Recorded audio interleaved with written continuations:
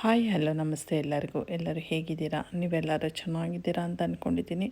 ಹಾಗೆ ನಾನು ಕೂಡ ಚೆನ್ನಾಗಿದ್ದೀನಿ ಅಂತ ಹೇಳ್ತಾ ಇವತ್ತಿನ ಕುಕ್ಕಿಂಗ್ ಬ್ಲಾಗ್ನ ಸ್ಟಾರ್ಟ್ ಮಾಡ್ತಾಯಿದ್ದೀನಿ. ಇವತ್ತು ನಾನು ಸೋಡಾ ಹಾಕದೆ ತುಂಬ ಸಾಫ್ಟಾಗಿರೋ ತಟ್ಟೆ ಇಡ್ಲಿ ಮಾಡ್ತಾಯಿದ್ದೀನಿ. ಬನ್ನಿ ಹಾಗಾದರೆ ಈ ಸಾಫ್ಟಾಗಿರೋ ತಟ್ಟೆ ಇಡ್ಲಿ ಯಾವ ಥರ ಮಾಡೋದು, ಎಷ್ಟು ಮೆಷರ್ಮೆಂಟ್ ಹಾಕಬೇಕು ಅನ್ನೋದನ್ನ ನಾನು ನಿಮ್ಗೆ ಇವತ್ತು ತೋರಿಸ್ಕೊಡ್ತಾಯಿದ್ದೀನಿ. ಅದೇ ರೀತಿ ಈ ಇಡ್ಲಿಗೆ ಸಾಂಬಾರು ಕೂಡ ಯಾವ ಥರ ಮಾಡೋದು ಅಂತ ನಾನು ಇವತ್ತು ನಿಮಗೆ ಶೇರ್ ಮಾಡ್ತಾಯಿದ್ದೀನಿ. ಒಂದೇ ವಿಡಿಯೋದಲ್ಲಿ ಇಡ್ಲಿ ಸಾಂಬಾರು ಎರಡೂ ಕೂಡ ಯಾವ ಥರ ಮಾಡೋದು ಅಂತ ಇವತ್ತು ನೀವು ನೋಡ್ಬೋದು. ಬನ್ನಿ ಹಾಗಾದರೆ ಒಂದು ಸಲ ಎಲ್ಲ ಡೀಟೇಲಾಗಿ ನೋಡ್ಕೊಂಡು ಬಂದುಬಿಡೋಣ.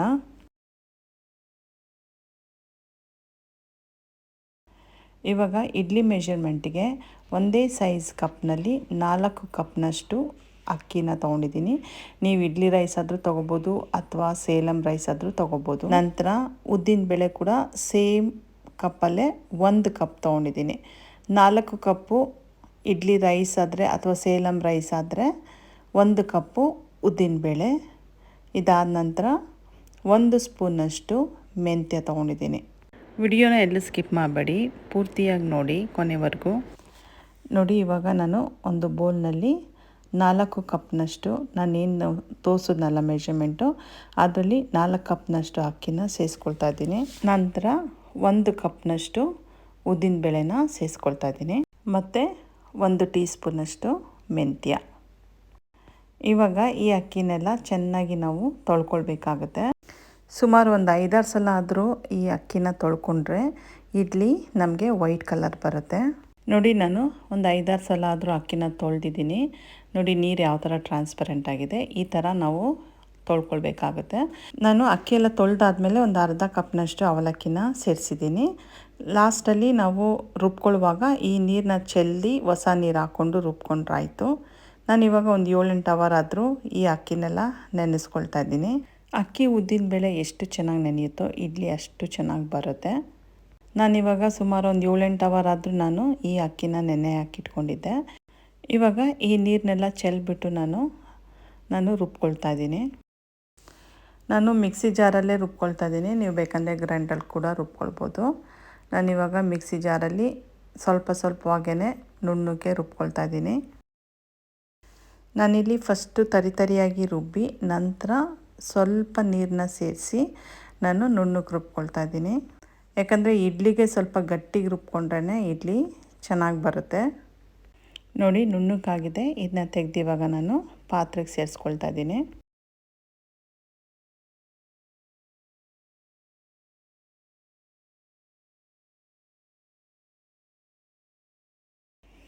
ಇವಾಗ ನೋಡಿ, ಇಡ್ಲಿ ಹಿಟ್ಟು ಚೆನ್ನಾಗಿ ನುಣ್ಣಗೆ ರುಬ್ಬಾಗಿದೆ. ಇವಾಗ ನಾನು ಕೈ ತೊಳ್ಕೊಂಡು ಚೆನ್ನಾಗಿ ಕಲಿಸ್ಕೊಳ್ತಾ ಇದ್ದೀನಿ ಎಲ್ಲನೂ. ಒಂದು ಸಲ ಎಲ್ಲ ಕಲಿಸ್ಕೊಂಡ್ಮೇಲೆ ನಾವು ತಟ್ಟೆ ಮುಚ್ಚಿಟ್ಬಿಟ್ರೆ ಆಯಿತು. ಇದನ್ನ ಫರ್ಮೆಂಟೇಷನ್ ಆಗೋಕ್ಕೆ ಬಿಡಬೇಕು. ಒಂದು ಅಟ್ಲೀಸ್ಟ್ 7 to 8 ಅವರ್ಸ್ ಆದರೂ ಇದು ಫರ್ಮೆಂಟೇಷನ್ ಆಗಬೇಕು. ಇವಾಗ ನಾನು ಸಾಂಬಾರು ಮಾಡ್ಕೊಳ್ಳೋದಕ್ಕೆ ನಾನು ರೆಡಿ ಮಾಡ್ಕೊಳ್ತಾ ಇದ್ದೀನಿ. ಅದಕ್ಕೋಸ್ಕರ ಒಂದು ಕಡಾಯಿ ಇಟ್ಕೊಂಡಿದ್ದೀನಿ. ಕಡಾಯಿ ಕಾದ ನಂತರ ಸ್ವಲ್ಪ ಎಣ್ಣೆ ಸೇರಿಸ್ಕೊಳ್ತಾ ಇದ್ದೀನಿ. ಇಲ್ಲಿ ಎಣ್ಣೆ ಕಾದ ನಂತರ ನಾನು 2 ಟೇಬಲ್ ಸ್ಪೂನಷ್ಟು ಕಡಲೆಬೇಳೆ ಸೇರಿಸ್ಕೊಳ್ತಾ ಇದ್ದೀನಿ. ಇದಾದ ನಂತರ 2 ಟೇಬಲ್ ಸ್ಪೂನಷ್ಟು ಉದ್ದಿನಬೇಳೆನ ಸೇರಿಸ್ಕೊಳ್ತಾ ಇದ್ದೀನಿ. ಕಡಲೆಬೇಳೆ ಉದ್ದಿನಬೇಳೆ ಎರಡೂ ಒಂದೇ ಸೇಮ್ ಪ್ರಮಾಣದಲ್ಲಿರಬೇಕು. ಕಡಲೆಬೇಳೆ ಉದ್ದಿನಬೇಳೆ ಆದ ನಂತರ ನಾನು ಮೆಂತ್ಯನ ಸ್ವಲ್ಪ ಸೇರಿಸ್ಕೊಳ್ತಾ ಇದ್ದೀನಿ, ಒಂದು 3/4 ಸ್ಪೂನಷ್ಟು.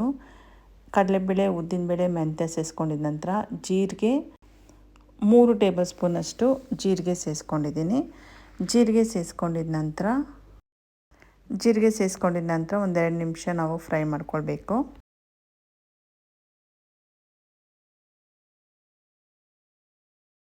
ಇವೆಲ್ಲ 2 ನಿಮಿಷ ಫ್ರೈ ಆದ ನಂತರ ನಾನಿವಾಗ ಧನಿಯಾ ಬೀಜನ ಈ ಟೇಬಲ್ ಸ್ಪೂನಲ್ಲಿ 6 ಟೇಬಲ್ ಸ್ಪೂನಷ್ಟು ಧನಿಯಾ ಬೀಜನ ಸೇರಿಸ್ಕೊಂಡಿದ್ದೀನಿ. ಇವಾಗ ಧನಿಯಾ ಬೀಜ ಕೂಡ ಚೆನ್ನಾಗಿ ಫ್ರೈ ಮಾಡ್ಕೊಳ್ಬೇಕು. ಧನಿಯಾ ಬೀಜ ಸೇರಿಸ್ಕೊಂಡಿದ ನಂತರ ನಾನು ಬ್ಯಾಡಗಿ ಮೆಣಸಿನ್ಕಾಯಿ ಒಂದು 12 ಬ್ಯಾಡಗಿ ಮೆಣಸಿನ್ಕಾಯಿ, ಖಾರಕ್ಕೆ ಗುಂಟೂರು ಮೆಣಸಿನ್ಕಾಯಿ ಒಂದು 4ನ್ನ ಸೇರಿಸ್ಕೊಂಡಿದ್ದೀನಿ ಅಷ್ಟೇ. ಇವಾಗ ಇದು ಕೂಡ ಚೆನ್ನಾಗಿ ಫ್ರೈ ಮಾಡ್ಕೊಳ್ಬೇಕು. ಇದಾದ ನಂತರ ಕರ್ಬೇವಿನ ಸೊಪ್ಪನ್ನ ಸೇರಿಸ್ಕೊಳ್ತಾ ಇದ್ದೀನಿ. ಇವಾಗ ಕರ್ಬೇವಿನ ಸೊಪ್ಪು ಕೂಡ ಫ್ರೈ ಮಾಡ್ಕೊಳ್ಳೋಣ. ಇದಾದ ನಂತರ ಲಾಸ್ಟಲ್ಲಿ ಇಂಗು ಸೇರಿಸ್ಕೊಳ್ಬೇಕು. ಇಂಗು 1 ಟೀ ಸ್ಪೂನಷ್ಟು ಸೇರಿಸ್ಕೊಂಡ್ರೆ ಆಯಿತು. ನಂತರ ಸ್ಟವ್ ಆಫ್ ಮಾಡಿ ಇದು ತಣ್ಣಗಾರಕ್ಕೆ ಬಿಡಬೇಕು. ನೀವಿಲ್ಲಿ ಗಸಗಸೆ ಕೂಡ ಸೇರಿಸ್ಕೊಳ್ಬೋದು. ನಮಗಿಲ್ಲಿ ಗಸಗಸೆ ಸಿಗದೇ ಇರೋ ಕಾರಣದಿಂದ ನಾನು ಸೇರಿಸ್ಕೊಂಡಿಲ್ಲ. ಇವಾಗ ನಾನಿಲ್ಲಿ ಸಾಂಬಾರು ಮಾಡೋದಕ್ಕೋಸ್ಕರ ನೋಡಿ ತೊಗರಿಬೇಳೆ 1 ಕಪ್ನಷ್ಟು ಸೇರಿಸ್ಕೊಂಡಿದ್ದೀನಿ. ತೊಗರಿಬೇಳೆ 1 ಕಪ್ನಷ್ಟು ಸೇರಿಸ್ಕೊಂಡ್ರೆ ಹೆಸರುಬೇಳೆ ಒಂದು ಅರ್ಧ ಕಪ್ನಷ್ಟು ಸೇರಿಸ್ಕೊಂಡಿದ್ದೀನಿ. ಈ ಸಾಂಬಾರಿಗೆ ಹೆಸರುಬೇಳೆ ಸೇರಿಸ್ಕೊಂಡ್ರೆ ತುಂಬ ರುಚಿಯಾಗಿರುತ್ತೆ. ಒಂದು ಸಲ ಟ್ರೈ ಮಾಡಿ.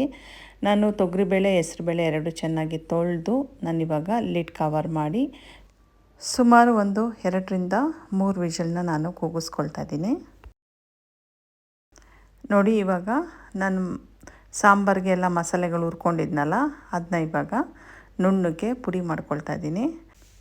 ನೋಡಿ ಇಡ್ಲಿ ಹಿಟ್ಟು ಕೂಡ ಎಷ್ಟು ಚೆನ್ನಾಗಿ ಉಬ್ಬಿದೆ.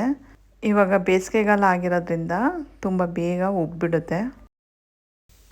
ಒಂದ್ಸಲ ಎಲ್ಲ ನೀಟಾಗಿ ಮಿಕ್ಸ್ ಮಾಡಿ ನಮಗೆ ಎಷ್ಟು ಬೇಕೋ ಅಷ್ಟು ಮಾತ್ರ ಇಡ್ಲಿ ಹಿಟ್ಟನ್ನ ಇನ್ನೊಂದು ಬೌಲ್ಗೆ ಹಾಕ್ಕೊಂಡ್ರೆ ಆಯಿತು. ನಾನು ಅದೇ ಥರ ಮಾಡಿಕೊಂಡೆ.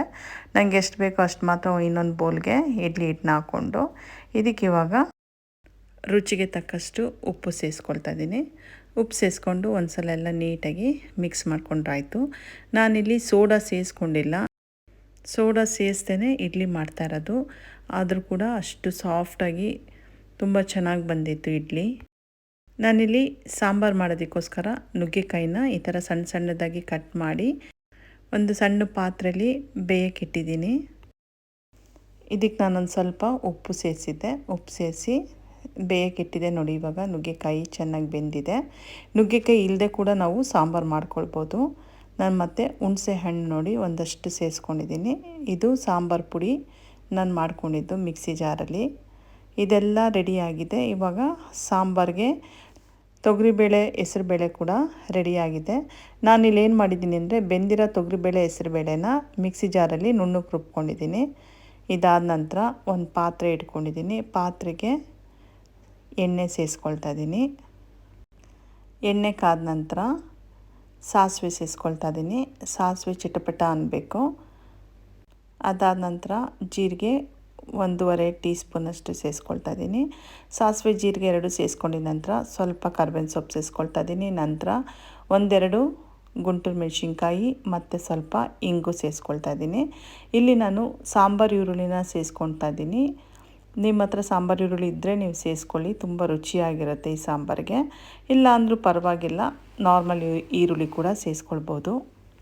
ಇವಾಗ ಸಾಂಬಾರು ಈರುಳ್ಳಿನ ಚೆನ್ನಾಗಿ ಫ್ರೈ ಮಾಡ್ಕೊಳ್ಬೇಕು. ಈರುಳ್ಳಿ ಫ್ರೈ ಮಾಡ್ಕೊಳ್ತಿರುವಂಗೆ ನಾನಿಲ್ಲಿ ಅರಿಶಿನ ಪುಡಿ ಸೇರಿಸ್ಕೊಳ್ತಾ ಇದ್ದೀನಿ. ನಂತರ ಮತ್ತೆ ಒಂದು ಸಲ ಎಲ್ಲ ನೀಟಾಗಿ ಮಿಕ್ಸ್ ಮಾಡ್ಕೊಳ್ತಾ ಇದ್ದೀನಿ. ಈರುಳ್ಳಿ ಎಲ್ಲ ಇವಾಗ ಚೆನ್ನಾಗಿ ಫ್ರೈ ಆಗಿದೆ. ಇವಾಗ ನಾನಿಲ್ಲಿ 2 ಟೊಮೊಟೊ ಹಣ್ಣು ಸಣ್ಣದಾಗಿ ಕಟ್ ಮಾಡಿ ಸೇರಿಸ್ಕೊಳ್ತಾ ಇದ್ದೀನಿ. ಬೇಕಂದರೆ ನೀವಿನ್ನೂ ಟೊಮೊಟೊ ಹಣ್ಣು ಜಾಸ್ತಿ ಕೂಡ ಸೇರಿಸ್ಕೊಳ್ಬೋದು.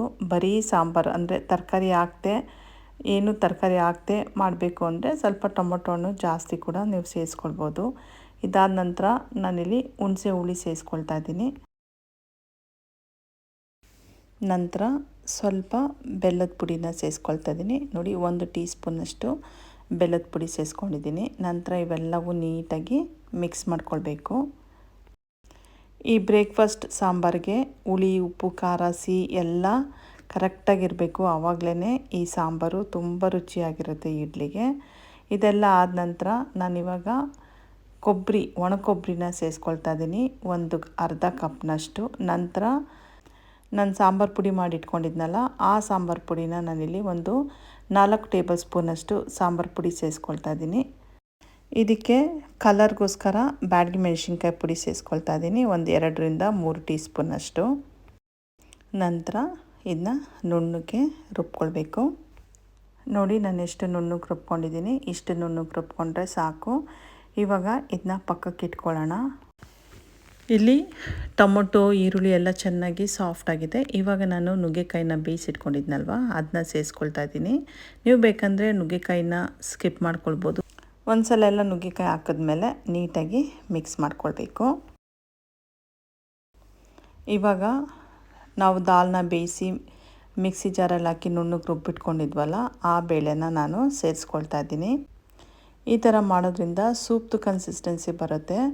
ನಾವು ಸಾಂಬಾರು ಕುಡಿಯುವಾಗ ಅಥವಾ ಇಡ್ಲಿ ಜೊತೆ ತಿನ್ನುವಾಗ ತುಂಬ ರುಚಿಯಾಗಿರುತ್ತೆ. ನೋಡಿ, ಒಂದು ಸಲ ಬೇಳೆ ಸೇರಿಸಿದ ನಂತರ ಎಲ್ಲ ನೀಟಾಗಿ ಈ ಥರ ಮಿಕ್ಸ್ ಮಾಡ್ಕೊಳ್ಬೇಕು. ಇದಾದ ನಂತರ ರುಬ್ಬಿಟ್ಕೊಂಡಿದ್ದ ಮಸಾಲೆ ಕೂಡ ನಾವು ಸೇರಿಸ್ಕೊಳ್ಬೇಕು. ಮತ್ತು ನಾನು ಮಿಕ್ಸಿ ಜಾರಲ್ಲಿದ್ದಿದ್ದ ಮಸಾಲೆ ನೀರನ್ನ ಕೂಡ ಸೇರಿಸ್ಕೊಳ್ತಾ ಇದ್ದೀನಿ. ನಂತರ ಒಂದು ಸಲ ಎಲ್ಲ ನೀಟಾಗಿ ಮಿಕ್ಸ್ ಮಾಡ್ಕೊಳ್ಬೇಕು. ಸಾಂಬಾರ್ದು ಕನ್ಸಿಸ್ಟೆನ್ಸಿ ನೋಡಿಕೊಂಡು ನೀವು ನೀರನ್ನ ಸೇರಿಸ್ಕೊಳ್ಬೋದು. ಇಲ್ಲೇನಂದರೆ ತುಂಬ ಗಟ್ಟಿಗೂ ಮಾಡಬಾರ್ದು, ತುಂಬ ತೆಳುಗೂ ಮಾಡ್ಕೊಳ್ಬಾರ್ದು. ನಂತರ ನಾನು ಉಪ್ಪು ಹಾಕ್ಕೊಳ್ತಾ ಇದ್ದೀನಿ. ನೀವು ರುಚಿ ನೋಡಿ ಸಾಂಬಾರಿಗೆ ಉಪ್ಪನ್ನ ಸೇರಿಸ್ಕೊಳ್ಳಿ. ನೋಡಿ, ಇವಾಗ ಕುದೀತಾ ಇದೆ. ಈ ಸಾಂಬಾರು ಜಾಸ್ತಿ ಕೂಡ ಕುದಿಸ್ಕೊಳ್ಬಾರ್ದು. ಇದಿಷ್ಟೇ ರೆಡಿ ಆಯಿತು ಬ್ರೇಕ್ಫಾಸ್ಟ್ ಸಾಂಬಾರು. ಇವಾಗ ನಾನು ಈ ತಟ್ಟೆ ಇಡ್ಲಿ ಮಾಡೋದಕ್ಕೋಸ್ಕರ ಈ ತಟ್ಟೆಗೆ ಎಣ್ಣೆನ ಫಸ್ಟೇ ಅಪ್ಲೈ ಮಾಡಿಟ್ಕೊಂಡಿದ್ದೆ. ಇವಾಗ ನಾನು ಆ ತಟ್ಟೆಗೆ 1 ರಿಂದ 1.5 ಸೌಟ್ನಷ್ಟು ಇಡ್ಲಿ ಹಿಟ್ಟನ್ನ ಸೇರಿಸ್ಕೊಳ್ತಾ ಇದ್ದೀನಿ. ನೋಡಿ, ಎಲ್ಲ ಸೇರಿಸ್ಕೊಂಡಿದ್ದ ನಂತರ ನಾನು ಇಡ್ಲಿ ಪಾತ್ರೆಗೆ ಫಸ್ಟೇ ನೀರನ್ನ ಹಾಕಿ ಕುದಿಯೋಕ್ಕಿಟ್ಟಿದ್ದೆ. ಇವಾಗ ನಾನು ಇಡ್ಲಿ ಸ್ಟ್ಯಾಂಡನ್ನ ಇಡ್ತಾಯಿದ್ದೀನಿ. ಸುಮಾರು ಒಂದು 15 ನಿಮಿಷ ಇಡ್ಲಿನ ಬೇಯಿಸ್ಕೊಂಡ್ರೆ ಸಾಕಾಗುತ್ತೆ. ನೋಡಿ, ಇವಾಗ ಒಂದು 15 ನಿಮಿಷ ಆಗಿದೆ. ನಾನಿವಾಗ ಪ್ಲೇಟ್ನೆಲ್ಲ ತೆಗಿತಾ ಇದ್ದೀನಿ.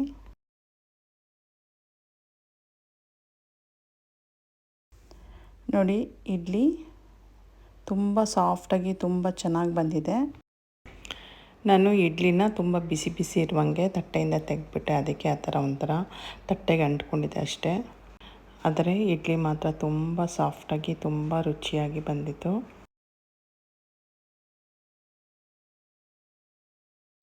ಅದೇ ಥರ ನಾನು ನಾರ್ಮಲ್ ಇಡ್ಲಿ ಕೂಡ ಹಾಕಿದೆ. ಅದು ಕೂಡ ತುಂಬ ಸಾಫ್ಟಾಗಿ ಬಂದಿತ್ತು. ನೋಡಿ, ತಟ್ಟೆ ಇಡ್ಲಿ ರೆಡಿಯಾಗಿದೆ, ನಾರ್ಮಲ್ ಇಡ್ಲಿ ಕೂಡ ರೆಡಿಯಾಗಿದೆ. ಅದೇ ರೀತಿ ಸಾಂಬಾರು ಕೂಡ ರೆಡಿಯಾಗಿದೆ. ನಾನು ಆವಾಗಲೇ ಹೇಳ್ದಂಗೆ ನೀವು ಬೇಕಂದರೆ ತರಕಾರಿ ಏನೂ ಹಾಕದೆ ಬರೀ ತರಕಾರಿ ಇಲ್ಲದೆ ಸಾಂಬಾರು ಮಾಡ್ಕೊಳ್ಬೋದು. ನೋಡಿ, ಇಡ್ಲಿನ ನಾನು ಮುರಿತಾ ಇದ್ದೀನಿ.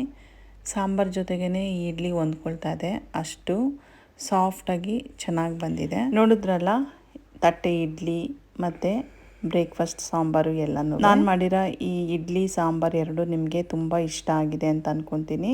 ಹಂಗೆ ಇಷ್ಟ ಆಗಿದ್ದರೆ ಪ್ಲೀಸ್ ನನ್ನ ಚಾನೆಲ್ನ ಸಬ್ಸ್ಕ್ರೈಬ್ ಮಾಡ್ಕೊಳ್ಳಿ. ಹಾಗೆ ನನ್ನ ವಿಡಿಯೋಗೊಂದು ಲೈಕ್ ಕೊಡಿ ಮತ್ತು ಪಕ್ಕದಲ್ಲೇ ಇರೋ ಬೆಲ್ ಬಟನ್ನ ಪ್ರೆಸ್ ಮಾಡಿ ಆಲ್ ಅನ್ನೋದನ್ನ ಸೆಲೆಕ್ಟ್ ಮಾಡ್ಕೊಳ್ಳಿ. ಆವಾಗ ನಾನು ಯಾವುದೇ ಒಂದು ವಿಡಿಯೋ ಹಾಕಿದ್ರೂ ಫಸ್ಟ್ ನೋಟಿಫಿಕೇಷನ್ ನಿಮಗೆ ಬಂದು ಸೇರುತ್ತೆ. ಇಲ್ಲಿವರೆಗೂ ನನ್ನ ವಿಡಿಯೋ ನೋಡಿದ್ದಕ್ಕಾಗಿ thank you and God bless you.